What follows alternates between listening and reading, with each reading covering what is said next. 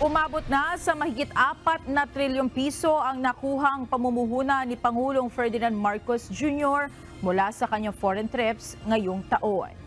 Sa ulat ng Department of Trade and Industry o DTI, nakapaloob dito ang 148 projects na nasa iba't ibang investment stages na.